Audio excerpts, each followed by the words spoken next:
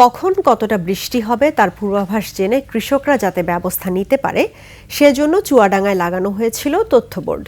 কিন্তু ৫ বছর আগে লাগানো এই বোর্ডগুলোতে সবশেষ তথ্য দেয়া আর সঠিক ব্যবহার না জানায় কৃষকদের কোনো কাজেই আসছে না। পড়ে পড়ে নষ্ট হচ্ছে বোর্ডগুলো।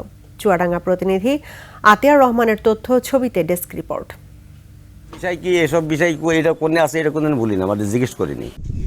কৃষি আবহাওয়ার তথ্য পদ্ধতি উন্নতিকরণ, কৃষি উৎপাদন বৃদ্ধি ও কৃষি আবহাওয়ার পরামর্শ সেবা সহজলভ্য করতে চুয়াডাঙ্গার ইউনিয়ন পরিষদগুলোতে কৃষি তথ্য বোর্ড রয়েছে।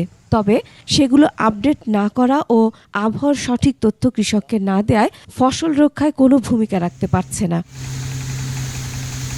আগাম তথ্য জানা না থাকায় কয়েকদিনের বৃষ্টিতে তলিয়ে যায় ফসলের জমি। পানি নেমে গেলেও রোদ ওঠার সঙ্গে সঙ্গে সবজিতে পচন ধরে ক্ষতিগ্রস্ত হয় কৃষক।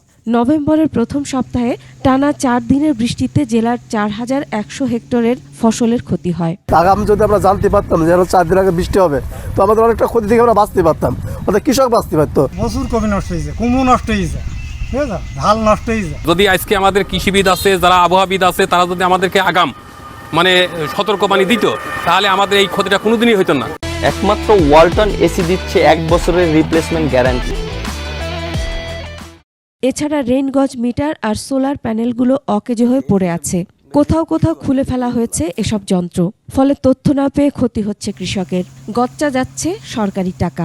বোর্ডটা লাগানোর পর থেকে কৃষকের কোনো আবহাওয়া তথ্য পায়নি, এই ধরনের কোনো আপডেট দেওয়া হয়নি। বোর্ডটা টাঙানি ছিল, বোর্ডটা বর্তমানে উপরে একটা ঘরে রাখা আছে। আর বর্তমানে আমরা যে উদ্দেশ্যে প্রজেক্টটা চালু করা হয়েছে উদ্দেশ্য ব্যর্থ। কৃষি বিভাগ বলছে যন্ত্রগুলো পুরনো হয়ে বিকল হয়ে গেছে। তবে ওয়েবসাইট ও ইউনিয়ন ব্লক সহকারীর মাধ্যমে আবহাওয়ার পূর্বাভাস কৃষকদের জানানো হচ্ছে। রেইন গজের যে বিষয়টা আর কি, এটা শুধুমাত্র বৃষ্টি পরিমাপের জন্য কিন্তু যন্ত্রটি সেট করা হয়েছে, পূর্বাভাস দেওয়ার জন্য নয়। যদি যন্ত্রপাতিগুলো আরও আধুনিকায়ন করা হয়, সেক্ষেত্রে এখান থেকে একটা ভালো পরামর্শ কৃষক ভাইরা পেতেই পারেন। আবহাওয়ার আগাম বার্তা পেতে বোর্ডগুলো সচল করার দাবি কৃষকদের। Masum আলিসা, desk report, ২১ television.